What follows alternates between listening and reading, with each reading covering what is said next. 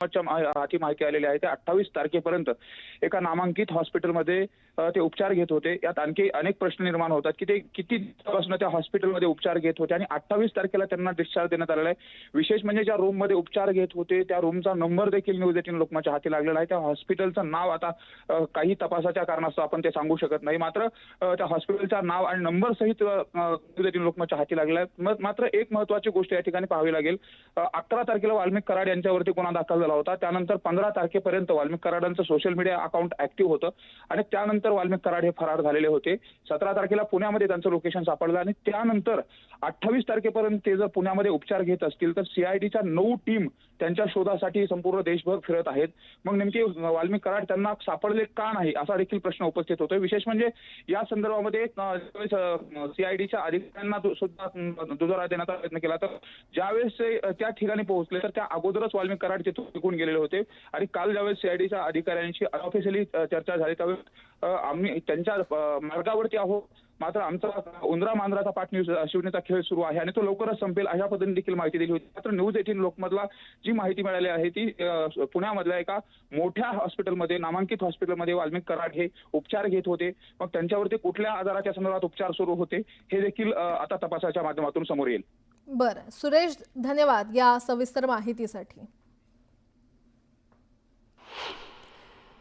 मुंबईत बऱ्याच ठिकाणी बांधकामं सुरू असल्यानं प्रदूषणात वाढ झाली आहे। ज्या ठिकाणी हवेची गुणवत्ता सर्वात खराब असेल अशा ठिकाणचं बांधकाम येत्या 24 तासात पूर्णपणे बंद करण्याचे आदेश पालिकेकडून देण्यात आलेत। 175 ठिकाणी पालिकेनं वर्कस्टॉप नोटीस बजावली आहे। विधानसभा निवडणुकीच्या निकालाला बच्चू कडू कोर्टात आव्हान देणार आहेत। अचलपूर विधानसभा मतदारसंघातील ब्राह्मणवाडा थडी या मतदान केंद्रावर झालेल्या मतदानावर आक्षेप घेत बच्चू कडू न्यायालयामध्ये जाणार आहेत। मुंबईतील एका तरुणानं चतुराईनं आपल्या पाळीव कुत्र्याचा वापर करून डिजिटल स्कॅमरलाच गंडवलं। एका स्कॅमरनं पोलीस कर्मचारी असल्याचा बनाव करत तरुणाला व्हिडिओ कॉल केला, मात्र तरुणानं हुशारीनं हा कॉल हाताळला। पुण्यातील ओंकारेश्वर मंदिरात महाआरतीचं आयोजन करण्यात आलं होतं। मंत्री नितेश राणे आणि आमदार महेश लांडगे यांच्या हस्ते गोरक्षणासाठी पुण्यामध्ये महाआरती करण्यात आली। मंत्री भरत गोगावले यांनी अहिल्यानगरच्या शनी शिंगणापूर येथील शनिदेवाचे दर्शन घेतलं। यावेळी त्यांनी शनिदेवाला तैलाभिषेक करत राज्यातील जनतेच्या सुख समृद्धीसाठी साकडं घातलं। हिंगोली गोळीबार प्रकरणातील 3ऱ्या व्यक्तीचा मृत्यू झालाय। पोलीस कर्मचारी विलास मुकाडे यानं केलेल्या गोळीबारात त्याची पत्नी आणि मेहुण्याचा मृत्यू झाला होता। दरम्यान गंभीर जखमी असलेल्या सासूचाही मृत्यू झाला असून मुलीवर उपचार सुरू आहेत। 2024 मध्ये 60 मेंदूमृत अवयव दात्यांनी अवयवदान केल्यामुळे 162 रुग्णांना जीवनदान मिळालंय।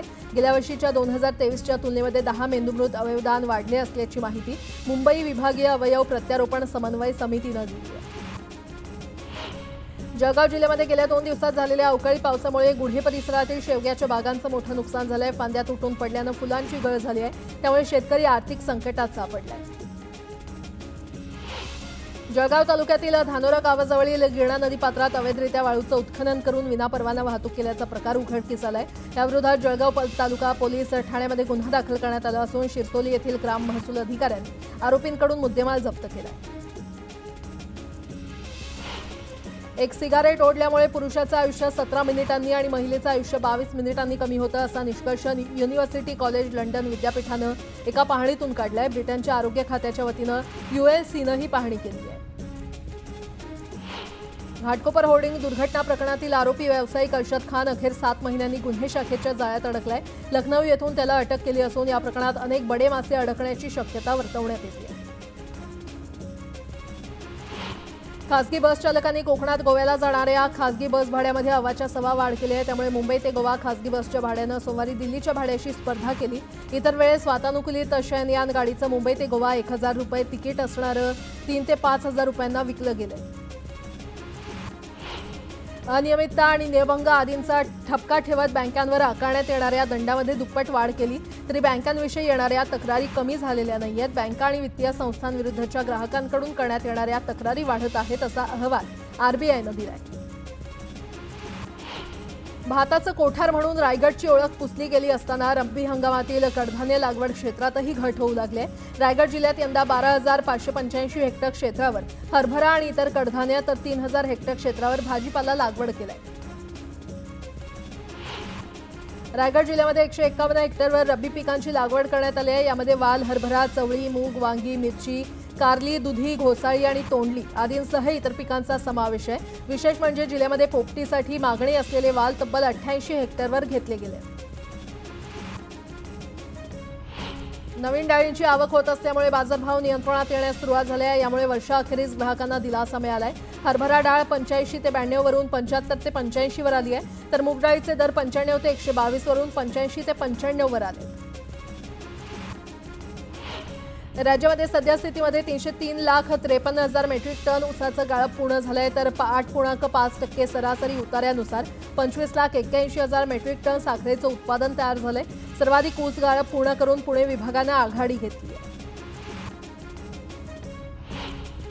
भाजीला चव येण्यासाठी दिल्ली जाणारी खरं तर लसणाची फोडणी आता महागली आहे। 100 रुपये किलोनं मिळणारा लसूण 600 रुपये किलोंवर पोहोचलाय। मात्र चीनमधून आलेला लसूण मुंबईतील मालाड, कांदिवली आणि बोरिवली या ठिकाणी सर्रासपणे रात्रीच्या वेळी गल्लोगल्लीत फिरून 300 रुपये किलोनं विकला जातोय।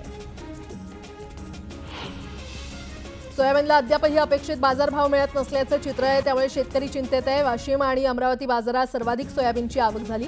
सोयाबीनला कमीत कमी 3,700 रुपयांपासून 4,450 रुपयांपर्यंत दर मिळाला। अहमदनगर जिल्ह्यामध्ये लाल कांद्याच्या दरात सुधारणा झाली आहे। लाल कांद्याला कमीत कमी 1,400 ते 2,600 रुपयांपर्यंत दर मिळाला।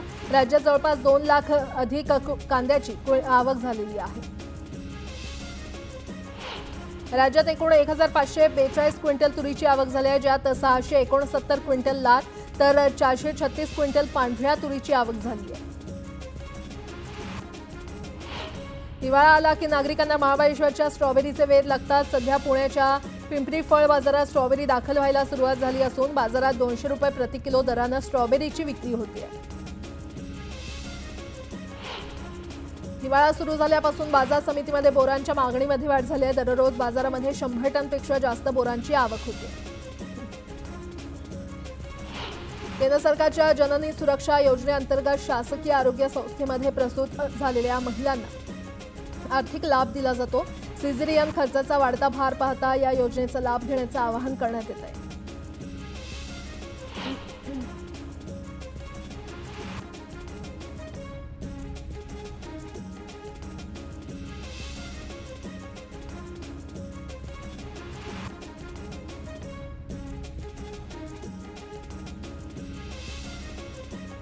बोरली, मांडला आणि मुरुडसह तालुक्यातील विविध ठिकाणी भटक्या कुत्र्यांची दहशत माजलेली आहे। तालुक्यात वर्षभरात 143 जणांचा कुत्र्यांनी चावा घेतलाय आणि त्यामुळे भटक्या कुत्र्यांच्या त्रासापासून सुटका कधी मिळणार असा सवाल नागरिकांनी पालिकेला विचारलाय। प्रभादेवीचे सिद्धिविनायक गणपती मंदिर नववर्षाच्या स्वागतासाठी सज्ज झालंय। बाप्पाच्या दर्शनानं अनेक जण नवीन वर्षाचा श्रीगणेशा करतात, त्यामुळे मंदिर ट्रस्टनं गर्दी लक्षात घेता दर्शन रांगांचं विशेष नियोजन केलंय। बुधवारी पहाटे 3:15 बाप्पांचं दर्शन खुलं होणार आहे। पणन मंत्री जयकुमार रावल यांनी मुंबई एपीएमसीचा दौरा केला आणि यावेळी धोकादायक घोषित केलेल्या कांदा बटाटा मार्केटच्या इमारतीची पणन मंत्र्यांसह संचालकांनी पाहणी केली। 100 दिवसांच्या अजेंड्यामध्ये मुंबई एपीएमसीचं धोकादायक कांदा बटाटा मार्केट आणि रखडलेला एल शेप पुनर्विकासाचा विषय घेण्यात आला असून तो प्राधान्यानं सोडवला जाईल असं आश्वासन जयकुमार रावल यांनी दिलं। दिवावासियांना लवकरच क्लस्टर योजनेचा लाभ मिळणार आहे। अनधिकृत घरांमधून अधिकृत घरात प्रवेश होणार आहे। उपमुख्यमंत्री एकनाथ शिंदेंनी दिवा महोत्सवात ही घोषणा केली आहे। जामनेरमध्ये कापूस खरेदी 4 ते 5 दिवस थांबवण्याचा निर्णय घेण्यात आला आहे। पावसाळी वातावरण आणि सरकी विक्री होत नसल्यामुळे भारतीय कापूस महामंडळानं हा निर्णय घेतलाय। बाजार समितीच्या आवारात उभ्या असलेल्या 100 वाहनांची मोजणी केली जाणार आहे। नायलॉन मांजा विक्री आणि सिंगल यूज प्लास्टिक पिशवी वापरावर बंदी असूनही त्याचा सर्रास विक्री आणि वापर होताना दिसतोय, त्यामुळे जळगाव महापालिकेच्या आरोग्य विभागाच्या पथकानं धडक कारवाई सुरू केली आहे। नायलॉन मांजा विक्री करणाऱ्या महिलेला 5,000चा दंड आकारण्यात आला असून 15 नायलॉन मांजाच्या चक्री जप्त करण्यात आल्या। लाडकी बहिणी योजनेतील महिलांच्या संख्येमध्ये वाढ झाली आहे। तब्बल 5 लाख लाडक्या बहिणींची आधार जोडणीच्या माध्यमातून संख्या वाढली आहे, त्यामुळे लाडक्या बहिणींची संख्या 2,52,00,000 पोहोचली आहे।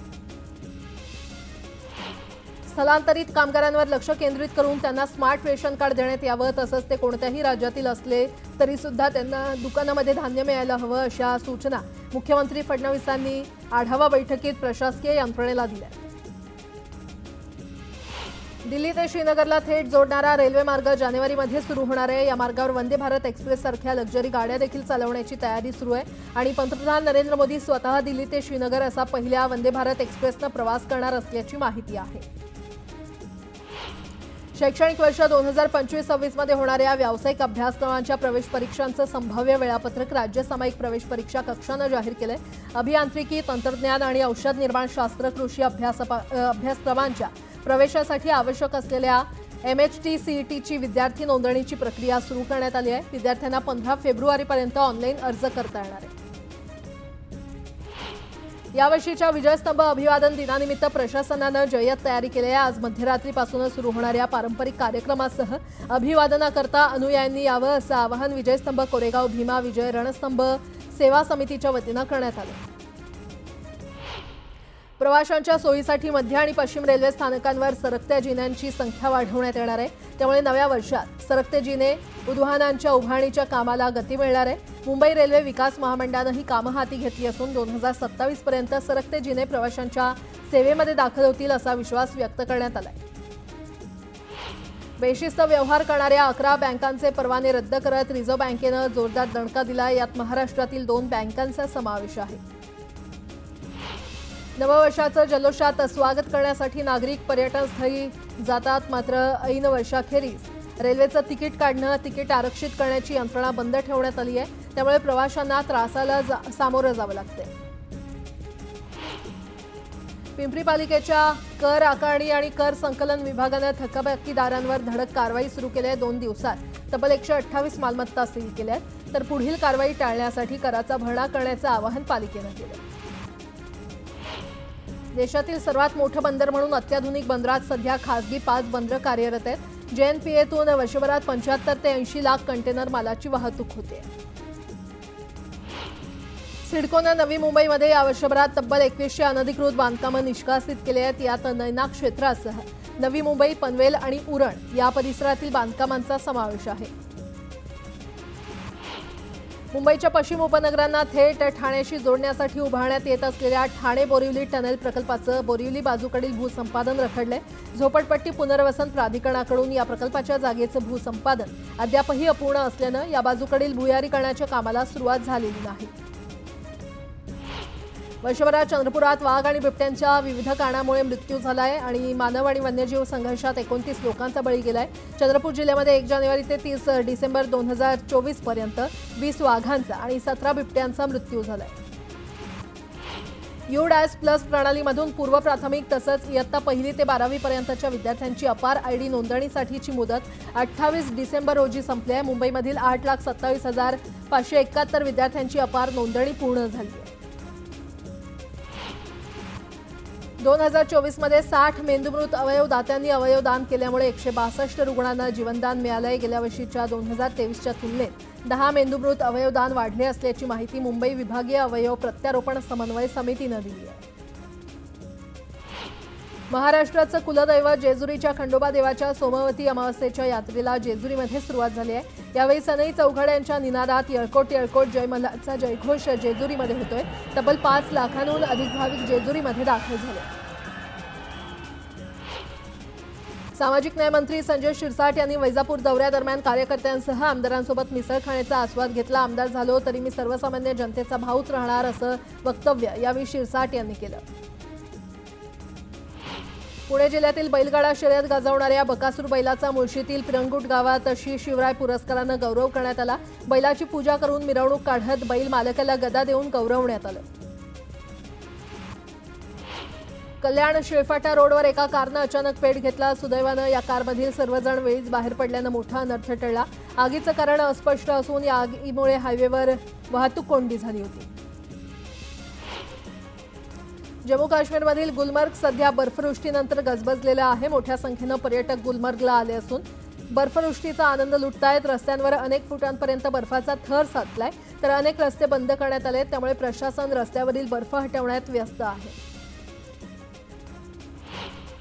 हिमाचल प्रदेशातील चंबा येथे जोरदार बर्फवृष्टी झाली आहे. 30 आणि 31 डिसेंबर रोजी राज्यामध्ये हवामान कोरडं राहील असं हवामान खात्यानं म्हटलंय. तर नाल्यामध्ये बर्फ हिमनद्यासारखं वाहताना दिसतंय. हिमाचल प्रदेशातील मनालीमध्ये जोरदार बर्फवृष्टी सुरू आहे. बर्फवृष्टीमुळे हिमाचल प्रदेशमधील अनेक नॅशनल हायवे बंद झालेत आणि त्यामुळे अनेक गावांचा संपर्क तुटलाय.